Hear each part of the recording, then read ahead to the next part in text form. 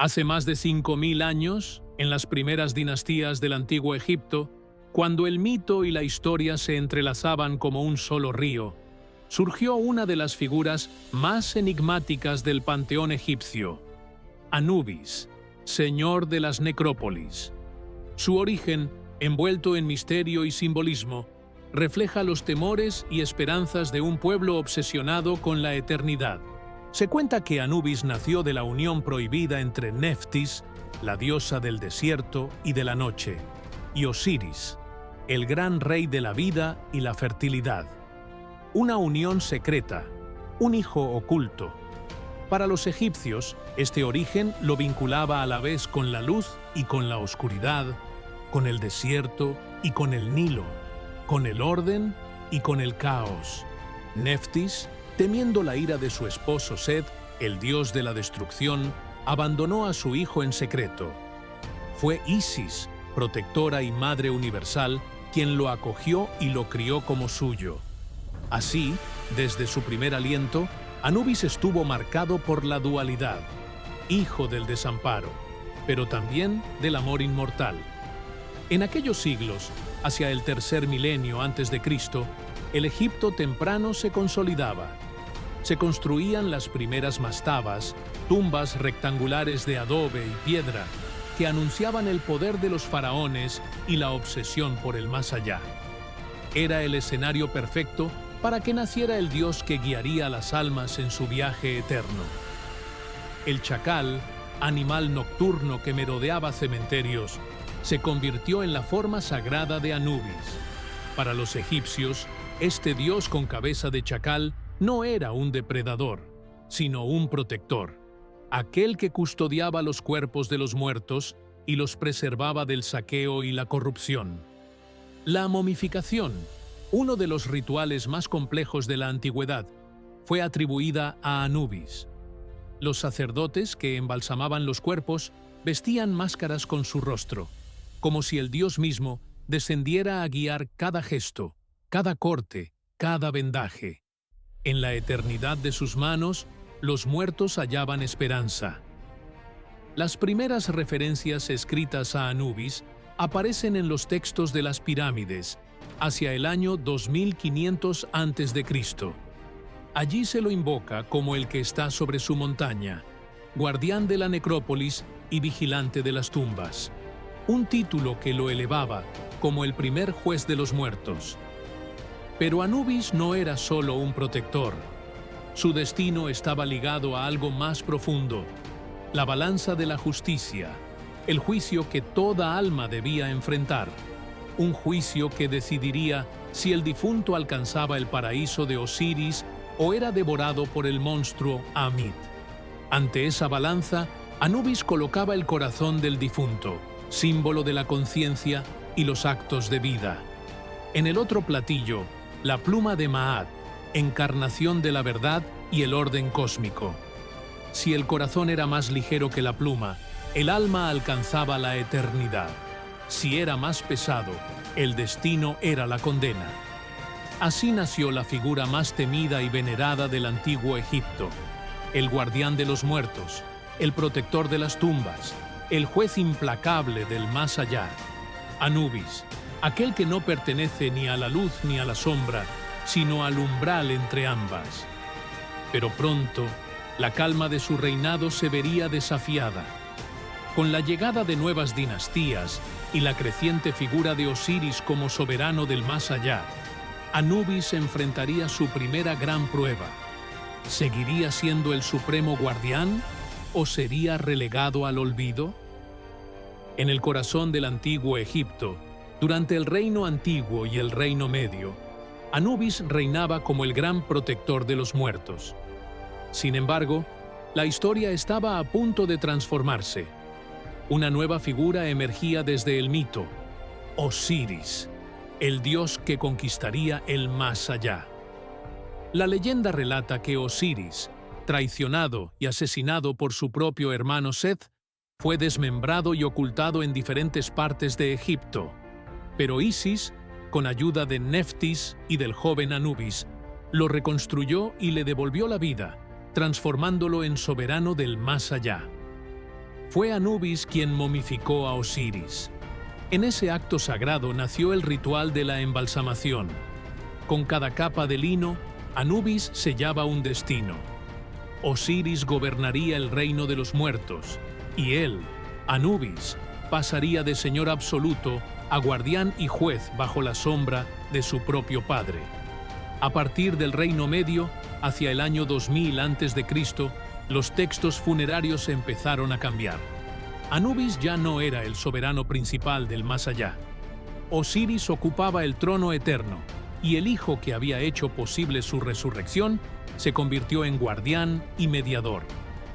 Los antiguos escribas lo dejaron claro. Anubis seguía pesando los corazones en la balanza, pero Osiris dictaba la sentencia final. El guardián se convirtió en servidor, una transición que refleja la manera en que las religiones egipcias evolucionaban, adaptándose a nuevas visiones del más allá. Aún así, Anubis mantuvo su poder en los rituales cotidianos. Cada sacerdote embalsamador lo invocaba. Cada tumba le pedía protección. Su presencia era tan indispensable como invisible. Era la sombra necesaria para que el orden eterno se mantuviera. Anubis también fue invocado como guardián contra los profanadores. Se decía que su ira caía sobre quienes osaban perturbar el descanso de los muertos. Para muchos ladrones de tumbas, su silueta de chacal era el último rostro antes de desaparecer en las arenas. En Saqqara, Abidos y Tebas, las ciudades sagradas del culto funerario, los muros aún conservan escenas donde Anubis inclina la balanza, entregando su veredicto a Osiris. Era el ejecutor de la justicia, pero no el soberano.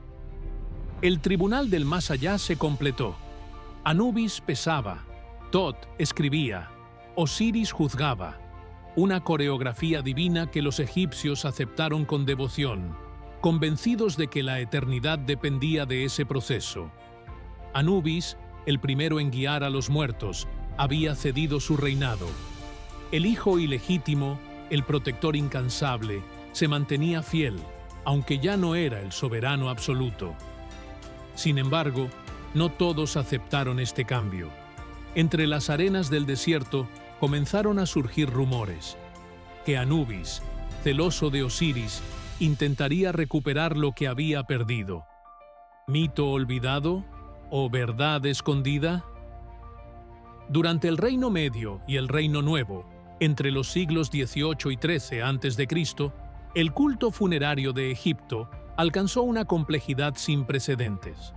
Fue una era de esplendor y también de disputas religiosas, donde Anubis se encontró atrapado en un conflicto silencioso: mantener su lugar o ser relegado por completo. Los textos de los sarcófagos ya habían consolidado a Osiris como rey del inframundo. Sin embargo, Anubis permanecía presente en cada línea, casi como una sombra que se negaba a desaparecer. Era el guardián que nunca dejaba de vigilar. Las fiestas de Osiris dominaban el calendario, pero en los rincones de las aldeas, las familias seguían rindiendo culto a Anubis. Mientras los templos celebraban al rey resucitado, los corazones del pueblo común pedían protección al guardián silencioso. Historias de castigos. Divinos alimentaban su reputación. Se decía que Anubis enviaba a sus chacales contra los profanadores, que aquellos que perturbaban el descanso eterno encontraban la locura, la enfermedad o la muerte. Para los egipcios no era superstición, era justicia. Incluso en los grandes templos, donde otras deidades acumulaban poder, Anubis mantenía un espacio oculto, silencioso, casi clandestino. Allí no se hablaba de soberanía, sino de protección. Él era el que cerraba los ojos de los muertos, el que sellaba la eternidad. Su papel en el juicio final seguía siendo central. El alma no podía llegar a Osiris sin antes pasar por las manos de Anubis. Era él quien determinaba si el corazón era digno de enfrentarse al soberano del más allá. Sin él, no había justicia posible. Sin embargo, En los murales del Reino Nuevo, la posición de Anubis es cada vez más marginal. Su figura se desplaza hacia los bordes, mientras Osiris brilla en el centro. Una lenta relegación que hablaba de un nuevo orden. No olviden nunca al chacal negro. Sin él, los muertos vagarán sin rumbo.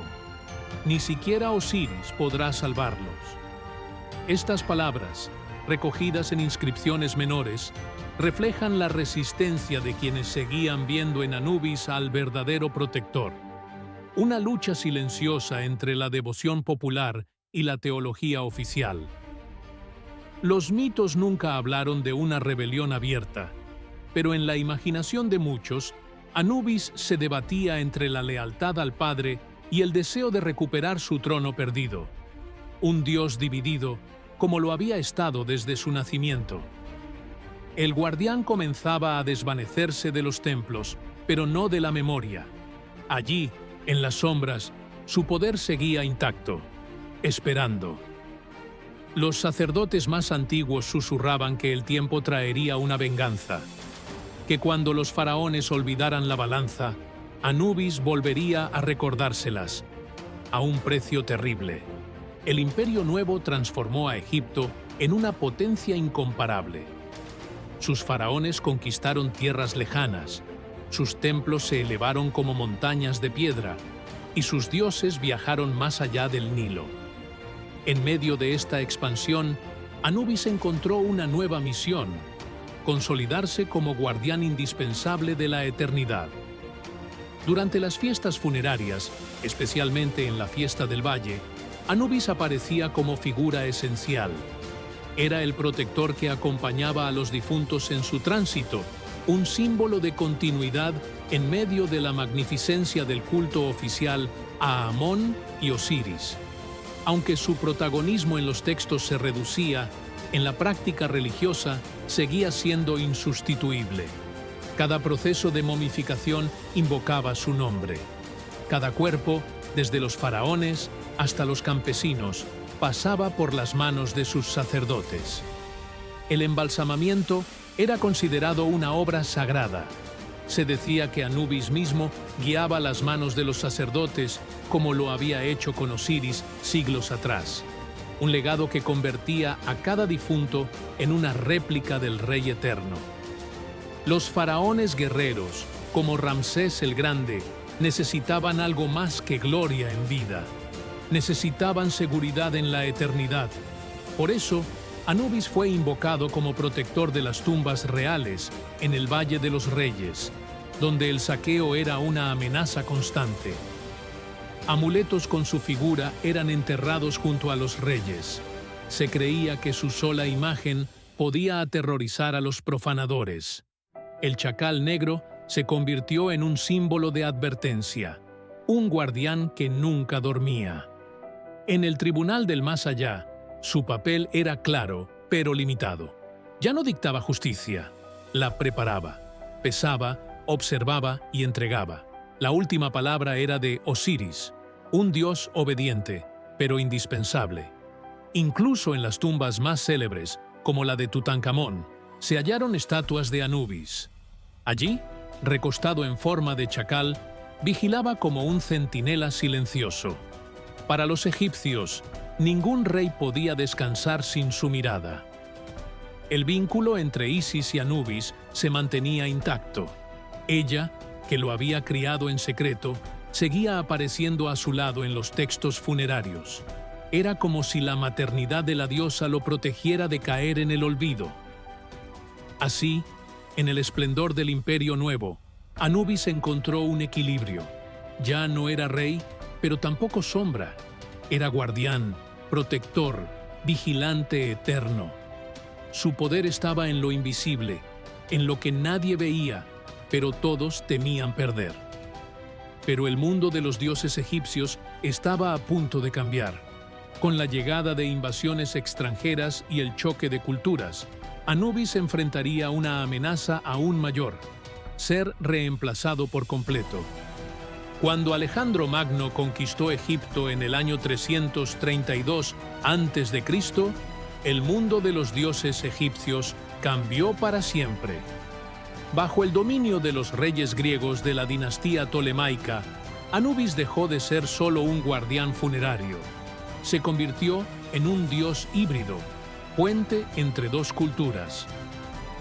Los griegos lo identificaron con Hermes, el mensajero divino y guía de almas. Así nació Hermanubis, una fusión que combinaba la balanza egipcia con las sendas del inframundo griego. Para los nuevos gobernantes, era la manera de unir dos mundos en una sola deidad. De los talleres tolemaicos surgieron imágenes desconcertantes. Cuerpos humanos al estilo griego, coronados con el rostro de chacal. Era el Anubis helenizado, adaptado para sobrevivir en un imperio que mezclaba tradiciones. A pesar de la transformación, su esencia no se perdió. Seguía siendo el guía de las almas, el que conducía al difunto más allá del umbral. Ahora, sin embargo, lo hacía en un lenguaje que tanto egipcios como griegos podían comprender. Cuando los romanos conquistaron Egipto en el año 30 a.C., llevaron consigo esta nueva versión del dios. Hermanubis apareció en monedas, esculturas y frescos. Para los legionarios romanos, era un protector contra la incertidumbre de la muerte. En Italia, Hispania y África del Norte, su figura se mezcló con cultos locales. Ya no era el temido guardián de las tumbas del desierto, sino un mediador universal, un dios capaz de cruzar fronteras. El sincretismo no borró su esencia. La balanza siguió siendo su emblema. El corazón frente a la pluma de Maat, ahora acompañado por la lógica griega de la justicia y el destino.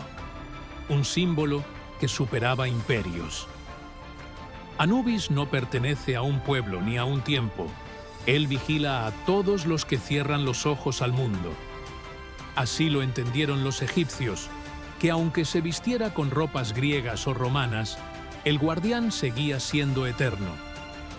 Incluso en los últimos siglos del Egipto faraónico, cuando los templos se cerraban y los dioses eran arrinconados por nuevas religiones, Anubis seguía siendo invocado en oraciones privadas, en amuletos escondidos, en papiros clandestinos.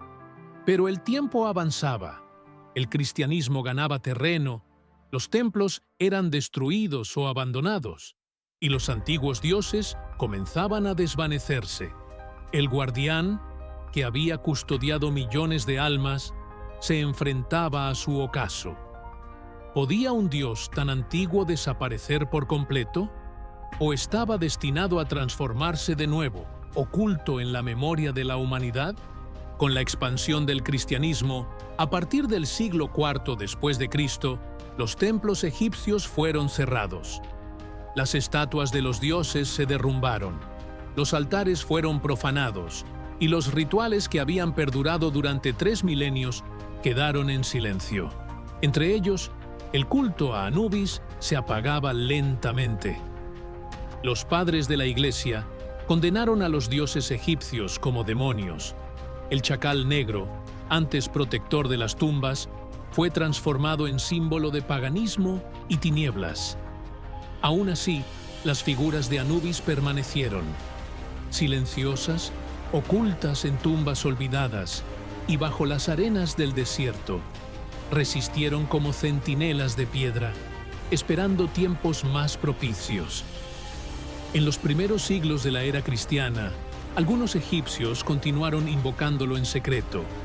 Oraciones ocultas, mezcladas con nuevos rezos, pedían al guardián que acompañara a los difuntos, aunque ya no con su nombre, sino disfrazado bajo fórmulas enigmáticas. Cuando el Islam llegó a Egipto en el siglo VII, los últimos templos se cerraron definitivamente. Anubis, como el resto de los dioses, quedó relegado al olvido. El nuevo orden religioso no permitía la supervivencia del antiguo panteón.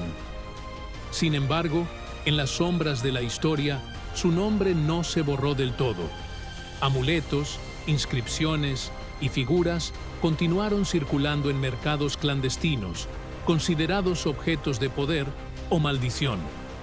En la Edad Media, viajeros y cronistas europeos que escucharon rumores de los antiguos dioses confundieron a Anubis con demonios. El guardián de las almas se convirtió en un espectro temido, asociado a la muerte y al infierno. Su culto había caído, sus templos estaban en ruinas, su nombre apenas sobrevivía en fragmentos y leyendas deformadas. Pero la imagen del chacal vigilante se negaba a desaparecer. Durante el Renacimiento, cuando los sabios redescubrieron los textos clásicos, Anubis regresó como curiosidad académica. Ya no era un dios vivo, sino un enigma histórico. Su figura se recuperaba, aunque transformada en mito lejano. El pueblo lo recordó de manera distinta, como un perro negro en los cementerios, como un espíritu nocturno que acompañaba a los difuntos. No con el nombre de Anubis, pero con la misma función eterna. El ocaso de su culto no fue su final, porque en la memoria de los hombres, en sus temores y en sus símbolos, Anubis seguía aguardando. Y cuando la arqueología rescatara Egipto de las arenas, el guardián regresaría con más fuerza que nunca. En el siglo XIX, la fascinación por Egipto renació con fuerza. Expediciones, arqueólogos y aventureros europeos desembarcaron en las arenas del desierto, decididos a desenterrar un mundo perdido. Bajo capas de arena acumuladas durante siglos, comenzaron a emerger templos, estatuas y frescos. Entre ellos, una figura se repetía una y otra vez: el chacal de mirada eterna. El mundo moderno volvía a encontrarse con Anubis.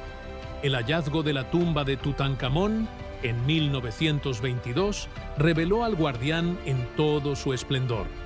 Allí estaba, vigilante sobre el tesoro real, como lo había hecho 3000 años atrás. Con la traducción de los papiros funerarios, la función de Anubis como juez y protector del tránsito a la eternidad quedó clara para el mundo. Ya no era un demonio olvidado, volvía a ser el guía de las almas. El cine, la literatura y el arte popular tomaron su imagen. Anubis se convirtió en símbolo de misterio, de lo oculto, de lo sagrado y lo temido. La cultura global lo reclamaba, dándole nuevas formas y significados. Hoy, su figura resuena en el arte contemporáneo, en tatuajes, en videojuegos, en películas y en las calles.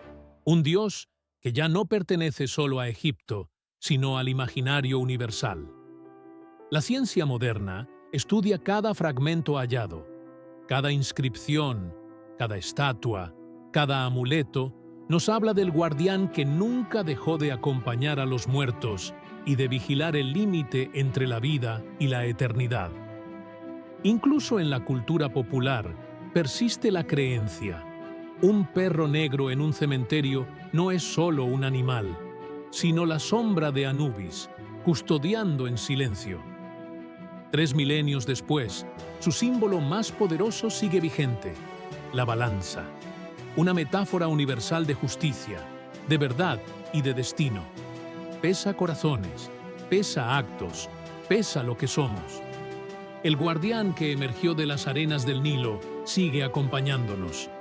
En cada idea de justicia, en cada temor a la muerte, en cada esperanza de eternidad, Anubis nos recuerda que algún día todos seremos pesados en la balanza de las almas.